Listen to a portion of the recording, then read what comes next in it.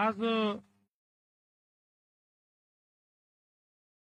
पुण्यश्लोक अहिल्यादेवी होळकर तिकडचं जरा साऊंड बंद करायला लावा ना गाण्याचा. पुण्यश्लोक अहिल्यादेवी होळकर यांच्या त्रिशताब्दीच्या निमित्ताने त्यांच्या जन्मस्थानी चोंडीमध्ये मंत्रिमंडळाची बैठक घेण्याचा निर्णय आम्ही घेतला. सन्मान्य राम शिंदे साहेबांनी त्या प्रकारची संकल्पना मांडली होती आणि लगेच मंत्रिमंडळाने त्याला होकार दिला आणि आज या बैठकीच्या सुरुवातीला त्यांच्या स्मारकावर जाऊन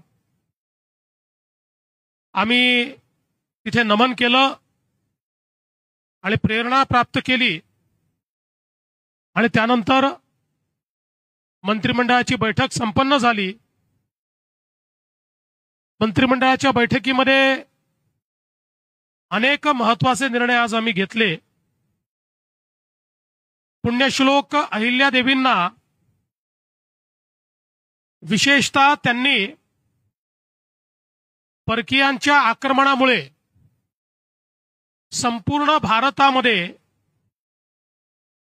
जी आमची श्रद्धास्थानं त्या ठिकाणी नष्ट करण्यात आली होती त्याचं पुनरुज्जीवन करण्याचं काम हे अहिल्या मातांनी केलं आणि म्हणूनच आज या मंत्रिमंडळ बैठकीच्या निमित्ताने आम्ही या ठिकाणी चोंडीला पुण्यश्लोक अहिल्यादेवी होळकर स्मृतिस्थळ याचं जतन व संवर्धन करण्याकरता 681 कोटी रुपयाचा आराखडा हा मान्य केलेला आहे आणि यातून विविध प्रकारची कामं या ठिकाणी होतील आणि अखिल भारतीय स्तराचं एक प्रेरणास्थळ म्हणून एक तीर्थस्थळ म्हणून हे तयार झालं पाहिजे अशा प्रकारचा प्रयत्न आपण केलाय. यासोबत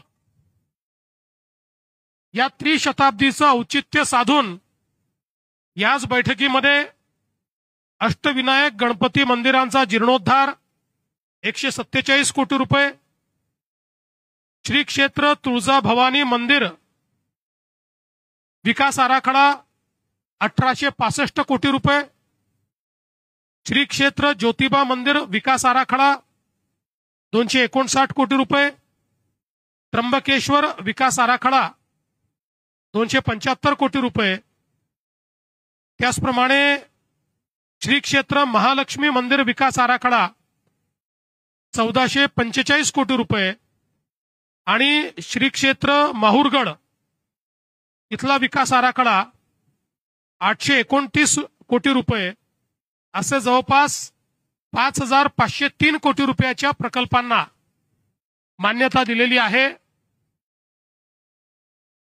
जे कार्य देशामध्ये पुण्यश्लोक अहिल्यादेवींनी केलं तेच कार्य त्यांच्या त्रिशताब्दीच्या निमित्ताने महाराष्ट्रामध्ये करण्याचा प्रयत्न हा राज्य सरकारच्या माध्यमातून आम्ही करतो.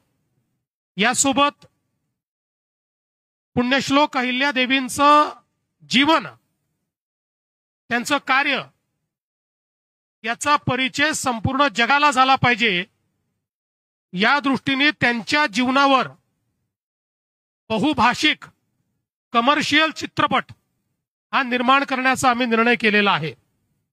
बहुभाषिक याकरता केला तो मराठी असेल, तो हिंदी असेल, तो अजून इतरही भाषांमध्ये असेल, कारण त्यांचं कार्य हे कानाकोपऱ्यात पोचलं पाहिजे आणि अतिशय अद्ययावत तंत्रज्ञान वापरून हा सिनेमा तयार करण्यात येणार आहे जेणेकरून त्यातनं केवळ तो जीवनपट नसेल तर त्यातनं त्यांच्या कार्याचं प्रभावीपणे मांडणी ही आपण करण्याचा प्रयत्न करणार आहोत. या निमित्ताने अहिल्यानगर जिल्ह्यामध्ये आपल्याला कल्पना आहे, मागच्या काळात प्रत्येक जिल्हा तिथे मेडिकल कॉलेज अशा प्रकारची आपण घोषणा केली. फक्त अहिल्यानगर जिल्हा राहिला होता की जिथे शासकीय मेडिकल कॉलेज नाही. बाकी सगळ्या जिल्ह्यांमध्ये आपण शासकीय मेडिकल कॉलेज तयार केले. गेल्या 2.5 वर्षात तर 10 मेडिकल कॉलेजेस नवीन आपण तयार केले. आणि आता आजच्या बैठकीमध्ये अहिल्यानगरला देखील शासकीय वैद्यकीय महाविद्यालय, ज्याचं नाव पुण्यश्लोक अहिल्यादेवी होळकर शासकीय वैद्यकीय महाविद्यालय असेल, अशा प्रकारचं वैद्यकीय महाविद्यालय स्थापन करण्याचा निर्णय करण्यात आलेला आहे. त्यासोबत अहिल्यानगरमध्ये खास मुलींकरता ITI, स्वतंत्र ITI मुलींचं हे देखील तयार करण्याचा निर्णय हा करण्यात आलेला आहे. आज एक नवीन महिला सक्षमीकरणाकरता आदिशक्ती अभियान राबवण्याचं आपण ठरवलेलं आहे. आणि राज्यातील महिलांच्या आर्थिक, सामाजिक, शैक्षणिक आणि आरोग्यविषयक समस्यांबाबत समाजामध्ये संवेदनशीलता निर्माण करणे आणि या अभियानाच्या माध्यमातून मोठ्या प्रमाणात जागृती करणे हा आपला प्रयत्न असेल. आणि यासोबतच या क्षेत्रात काम करणाऱ्या महिला आणि महिला केंद्रित NGO यांना आदिशक्ती पुरस्कार हा प्रदान करण्याचा निर्णय आपण घेतलेला आहे. यासोबत मागच्या काळामध्ये आपण निर्णय केला होता की धनगर समाजातील विद्यार्थ्यांना इंग्रजी माध्यमाच्या नामांकित शाळांमध्ये प्रवेश द्यायचा. आता या योजनेच्या अंतर्गत या योजनेला आता आपण यशवंत विद्यार्थी योजना असं नाव दिलेलं आहे. आणि 10,000 विद्यार्थी आता आपण नामांकित शाळांमध्ये शिकवणार आहोत. आपण आतापर्यंत 4-4.5 हजार विद्यार्थी दरवर्षी शिकवायचो. 10,000 विद्यार्थी शिकवण्याचा आपण निर्णय केलेला आहे. धनगर समाजातील मॅट्रिकोत्तर शिक्षण घेणारे गुणवत्ताधारक जे विद्यार्थी आहेत यांच्याकरता आपण निर्णय केला आहे की प्रत्येक विभाग स्तरावर पुण्यश्लोक अहिल्यादेवी होळकर वसतिगृह योजना ही आपण सुरू करतो आहोत. मागच्या काळात आपण एक वसतिगृह योजना सुरू केली होती. त्यात नाशिकला काम देखील सुरू केलं, पण मध्यंतरी ती योजना थोडी मागे पडली होती. पण आता ही नव्याने आम्ही पुन्हा रिलॉन्च करतोय पुण्यश्लोक अहिल्यादेवींच्या नावाने. आणि आता तात्काळ आपण पुणे आणि नागपूर या 2 ठिकाणच्या हॉस्टेलचं काम करतोय आणि इतर ठिकाणच्या जागाही लवकरच फायनल करून सर्व विभाग स्तरावर एक हॉस्टेल मुलींचं आणि एक हॉस्टेल मुलांचं धनगर समाजाकरता या ठिकाणी तयार करण्याचा आपला मानस आहे. एक अजून चांगला निर्णय मंत्रिमंडळाने घेतलाय.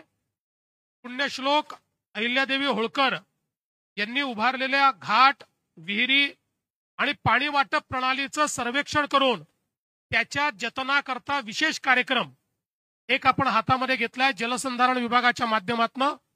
आणि त्यातनं त्याचं पूर्ण पुनरुज्जीवन करणं आणि त्याचं जतन करणं अशा प्रकारचा हा कार्यक्रम असेल. याच्या अंतर्गत 3 ऐतिहासिक तलाव आहेत आतापर्यंत जे लक्षात आलेत, पुढे अजून काही येऊ शकतात. चांदवड, त्र्यंबकेश्वर आणि मल्हार गौतमेश्वर जेजुरी. त्यानंतर 19 विहिरी राज्यामध्ये, 6 घाट, 6 कुंड, 34 जलाशय, असं वेगवेगळ्या गोष्टींचं काम हे या संवर्धनाच्या माध्यमातून या ठिकाणी करण्यात येणार आहे. यासोबत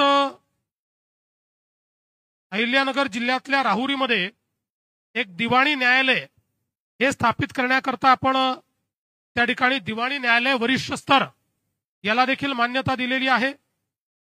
आणि आजच्या बैठकीमध्ये आपण नाशिक आणि त्र्यंबकेश्वरला जो कुंभमेळा होतो त्या कुंभमेळ्याचं संचालन करण्याकरता कुंभमेला प्राधिकरणाचा कायदा हा मंजूर केलेला आहे। जसं प्रयागराजला कायदा करून सगळे अधिकार कुंभमेळ्याचे प्राधिकरणाला देण्यात आले, त्याच धर्तीवर हा कायदा आपण या ठिकाणी मंजूर केलेला आहे। यासोबत आपण आज अहिल्यादेवींच्या या त्रिशताब्दीच्या निमित्ताने एक लोगो हा देखील प्रकाशित केलेला आहे, जो सगळ्या पूर्ण वर्षभर सगळीकडे तो वापरण्यात येईल।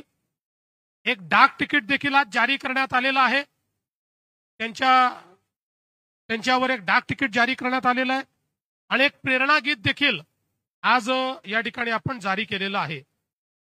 मला असं वाटतं की ज्या प्रकारे या देशामध्ये पुण्यश्लोक अहिल्यादेवींनी एक प्रकारे सांस्कृतिक पुनरुत्थानाचं काम केलं आणि या समाजाला आपल्या संस्कृतीचा, आपल्या धर्माचा नाव घ्यायची चोरी झाली होती किंवा एक प्रकारे भीती होती, त्या विचारांना, त्या धर्माला, त्या संस्कृतीला पुनर्स्थापित करण्याचं काम या अहिल्यादेवींनी केलं। आणि म्हणूनच आम्ही हा निर्णय केला की त्यांच्या त्रिशताब्दीच्या निमित्ताने चोंडीमध्ये त्यांच्या जन्मगावी ही बैठक झाली पाहिजे आणि अनेक महत्त्वाचे निर्णय जे मी आपल्याला सांगितले आपण घेतले आहेत। केवळ एका बैठकीत निर्णय करून आम्ही थांबणार नाही आहोत, वर्षभर अजून अनेक उपक्रम। मगाशी शिंदे साहेबांनी कॅबिनेटमध्ये मंत्रिमंडळ बैठकीत त्या ठिकाणी विषय मांडला की आपल्या करिक्युलम मध्ये आपण जे मुलांना शिकवतो त्याच्यामध्ये अहिल्यादेवींचा धडा तर आहे, पण तो अधिक प्रभावीपणे त्यांनी केलेल्या कामाच्या पद्धतीनं कसा आपल्याला शिकवता येईल अशा प्रकारचे बदल त्यात केले पाहिजेत। अनेक सूचना या ठिकाणी आलेल्या आहेत, त्यानुसार आज आम्ही ही बैठक पार पाडलेली आहे। या निमित्ताने मी शिंदे साहेबांना विनंती करतो की शिंदे साहेबांनी आपल्याला संबोधित करावं।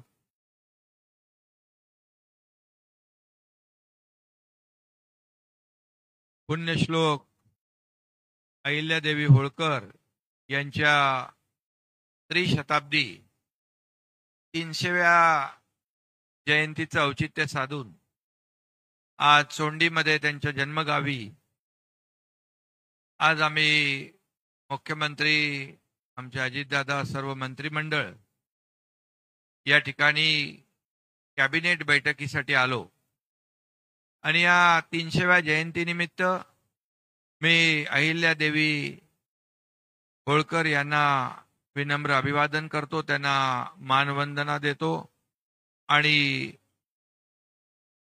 त्यांना कोटी कोटी प्रणाम करतो।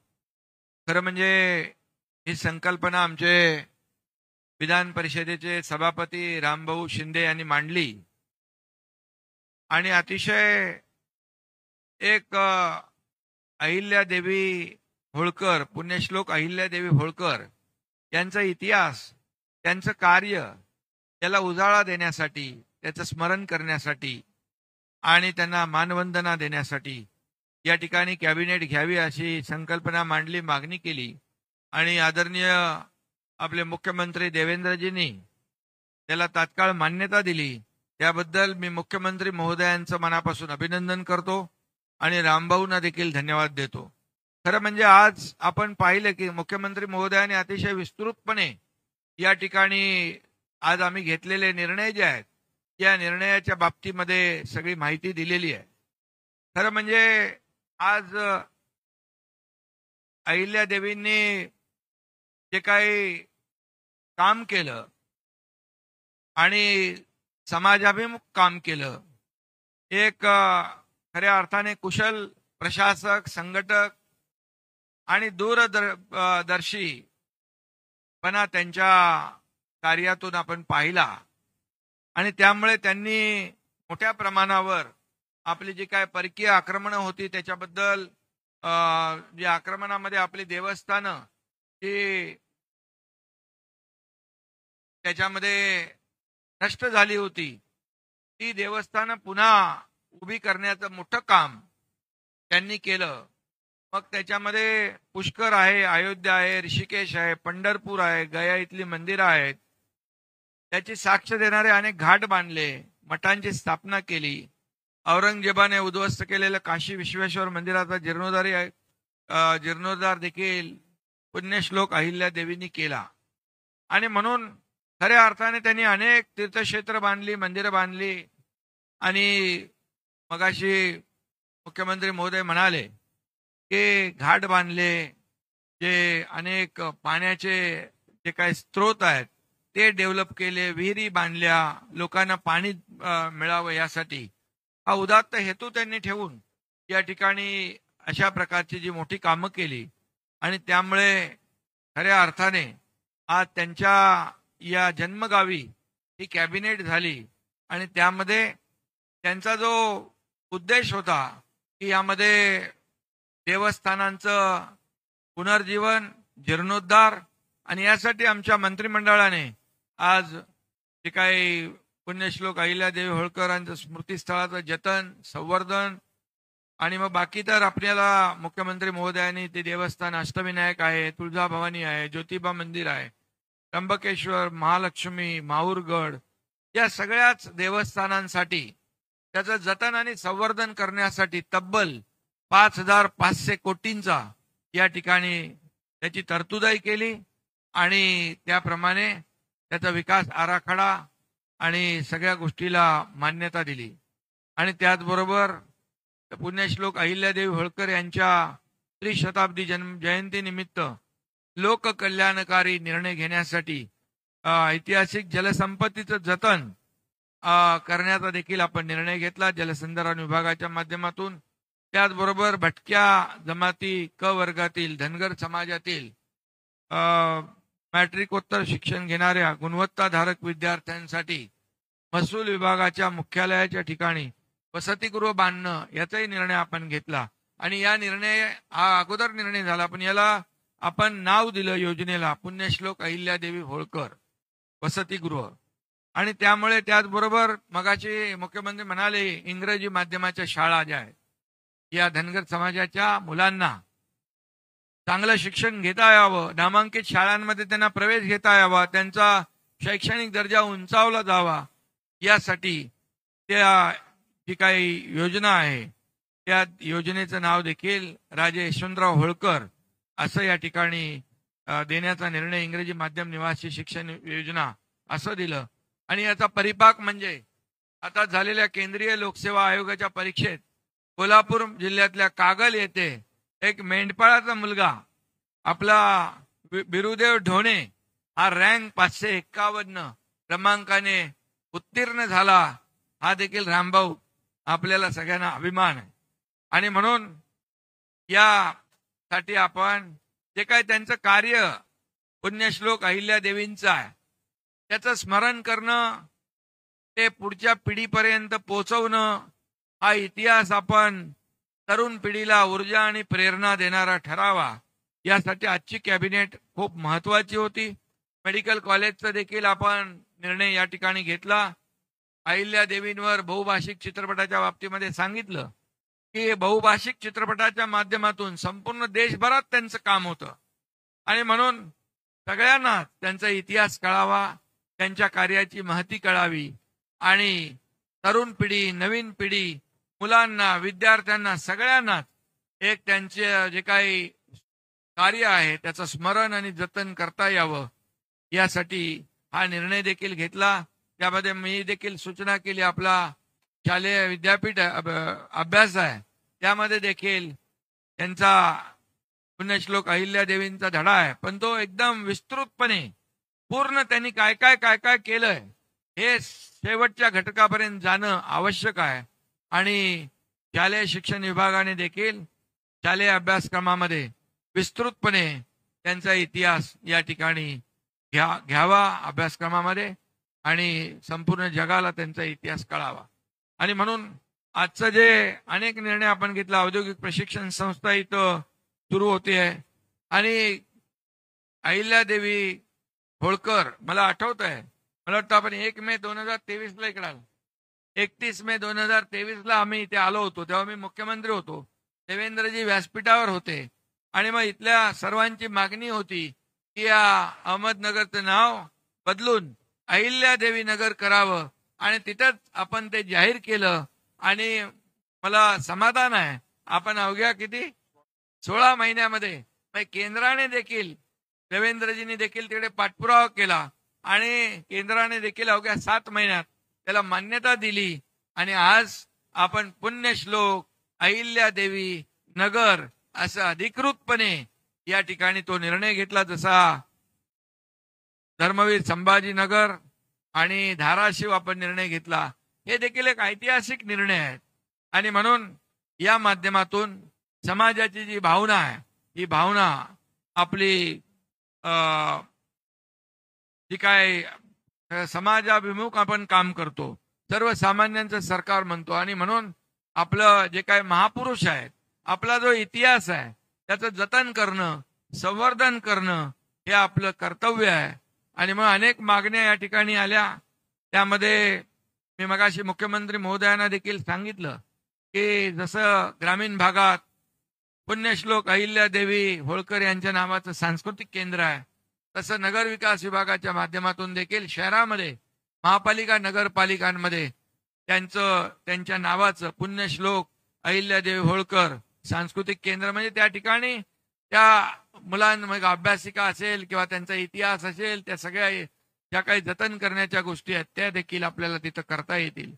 आणि म्हणून आजची कॅबिनेट जी आहे, मंत्रिमंडळ बैठक, अतिशय रामभाऊ तुम्ही या ठिकाणी विनंती केली आणि मुख्यमंत्री महोदयांनी त्याला मान्यता दिल्यामुळे खऱ्या अर्थाने त्रिशताब्दी वर्षाचे औचित्य साधून 300व्या जयंती उत्सवामध्ये अनेक कामं विकासाची, म्हणजे थेट ते जनतेला त्याचा फायदा होणार आहे. पण अहिल्यादेवींचं स्मरण, जतन, त्यांची प्रेरणा, त्यांची ऊर्जा आपल्याला प्रत्येकाला मिळत राहील. यामुळे सर्व पत्रकारांना देखील आज मी या जयंतीनिमित्त शुभेच्छा देतो. आपल्या सगळ्या पत्रकार मित्रांचं स्वागत. पुण्यश्लोक अहिल्यादेवी होळकरांच्या या 300व्या महोत्सवाच्या निमित्तानं, जयंतीच्या निमित्तानं जो काही कार्यक्रम राज्य सरकारने हातामध्ये घेतलाय, तो राज्याच्या मुख्यमंत्र्यांनी, उपमुख्यमंत्र्यांनी दोघांनी सांगितलेला आहे. अख्खं मंत्रिमंडळ त्या मताशीच आहे. हीच आमची भूमिका आहे. धन्यवाद. एक अजून महत्वाची गोष्ट आहे की आपल्याला माहिती आहे की राज्यामध्ये आपण 100 दिवसाचा कार्यक्रम राबवला होता. मला सांगताना आनंद वाटतो की याच्यामध्ये 2 गोष्टी होत्या. एक कार्यालयीन सुधारणा होत्या आणि दुसरा धोरणात्मक बाबींचा कार्यक्रम होता. कार्यालयीन सुधारणांमध्ये राज्यातल्या 12,500 कार्यालयांनी त्या ठिकाणी सहभाग देऊन अतिशय चांगल्या पद्धतीनं कार्यालयीन सुधारणा केल्या. त्या सर्व कार्यालयांचं मी अभिनंदन करतो. आणि विभागांनी, जवळपास 48 विभागांनी मिळून एकूण 902 सुधारणा, म्हणजे पॉलिसी लेवल डिसिजन्स करण्याचा निर्णय केला होता. त्यापैकी 706 पूर्ण झाले. 78% जे काही ठरवलेलं टार्गेट होतं ते विभाग पूर्ण करू शकले. मला असं वाटतं हे देखील अतिशय चांगलं काम विभागांनी केलं. त्यामुळे सर्व अधिकाऱ्यांचं मी अभिनंदन करतो. आणि आजपासनं 6 मे पासनं ते 2 ऑक्टोबर पर्यंत 150 दिवसाचा एक कार्यक्रम आम्ही घोषित करतो आहोत. हा कार्यक्रम जो आहे याच्यामध्ये 3च कंपोनंट असणार आहे. पहिला कंपोनंट, प्रत्येक विभागाला विकसित महाराष्ट्र 2047 या संदर्भात आपल्या विभागाचा रोडमॅप तयार करायचा आहे. ज्यामध्ये पहिला टप्पा 2029, दुसरा टप्पा 2035 आणि तिसरा टप्पा 2047 अशा प्रकारचा एक रोडमॅप हा प्रत्येक विभागाला तयार करायचा आहे. दुसरं, प्रत्येक विभागाला गव्हर्नन्सचे रिफॉर्म करायचे आहेत. 100% गव्हर्नन्स हा ऑनलाईन आणायचा आहे आपल्याला. कोणालाही कार्यालयात येण्याची आवश्यकताच भासू नये अशा प्रकारची व्यवस्था उभी करायची आहे. त्या दृष्टीनं गव्हर्नन्स रिफॉर्म्स हा दुसरा टप्पा आहे. आणि तिसरा इनिशिएटिव्ह त्यातला आहे तो म्हणजे सेवा विषयक प्रशासकीय सुधारणा. अशा 3 गोष्टींवर 150 दिवस काम करायचंय. सविस्तरपणे या सगळ्या गोष्टींमध्ये काय काय करायचंय याची माहिती 7 तारखेला ज्यावेळेस 100 दिवसाचं पुरस्कार वितरण ठेवलंय त्या दिवशी मी विभागांना आणि मंत्रिमंडळासमोर ती मांडणार आहे. आणि मला विश्वास आहे की या 150 दिवसांमध्ये या 3 बाबी केल्यानंतर खूप मोठ्या प्रमाणात प्रशासन लोकाभिमुख झालेलं, गतिशील झालेलं आणि अकाउंटेबल अशा प्रकारचं आपल्याला पाहायला मिळेल. त्यामुळे आज या चोंडीच्या भूमीतून, कारण या ठिकाणी पुण्यश्लोक अहिल्यादेवी होळकर यांना उत्तम प्रशासक म्हणून मानलं जायचं, म्हणून आज हा 150 दिवसाचा कार्यक्रम या ठिकाणून मी घोषित करतो आहे, जो 2 ऑक्टोबरला गांधीजींच्या प्रेरणेने त्या दिवशी आपण त्याचा निकाल घोषित करू. धन्यवाद.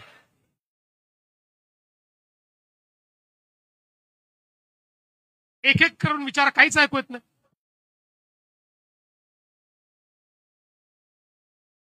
अरे यांना काहीतरी, कोणाला माईक दे, तिकडे दे माईक दे. चल.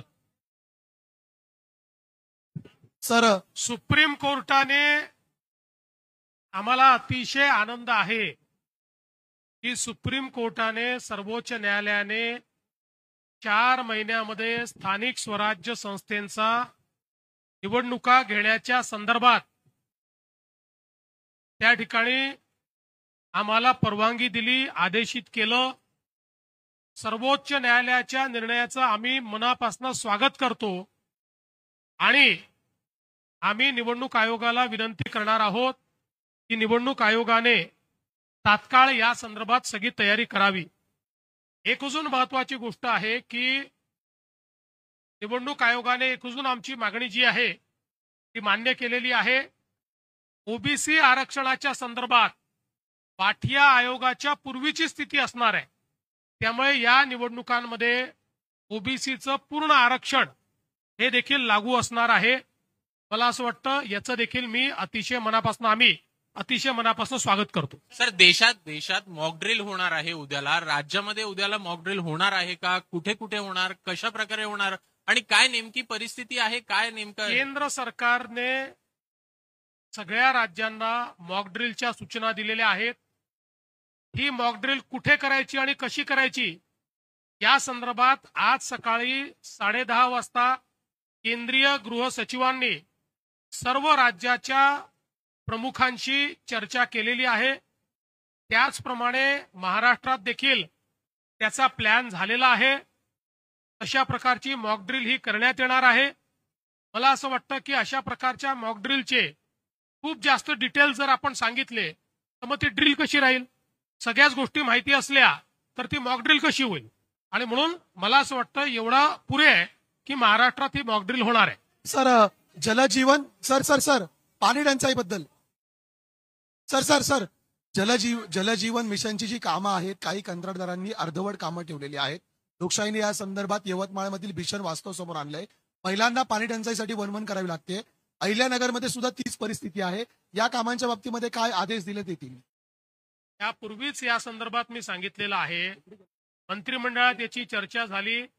त्यानुसार ज्या योजना अर्ध्या राहिलेल्या आहेत त्याचं नव्याने एस्टिमेट तयार करणे, त्याला फेर प्रशासकीय मान्यता घेणे आणि त्या योजना पूर्ण करणे याला प्राधान्य देण्यात येणार आहे. सर, निवडणूक आयोगाच्या बाबतीत तुम्ही सगळं तूच विचारशील तर बाकीच्यांना एक शेवटचं सर 4 महिने पावसाळ्याचे आहेत. तुम्ही ज्या प्रकारे स्थानिक स्वराज्य संस्थांच्या निवडणुका सांगत आहात,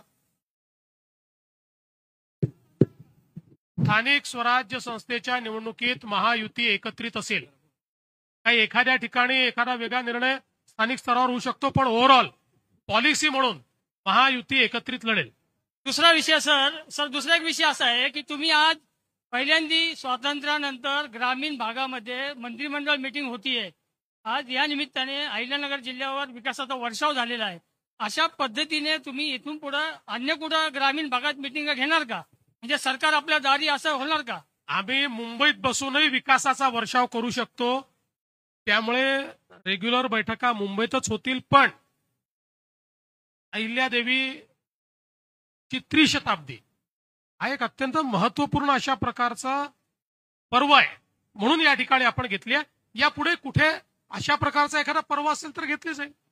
चला, सर थँक्यू, धन्यवाद. सर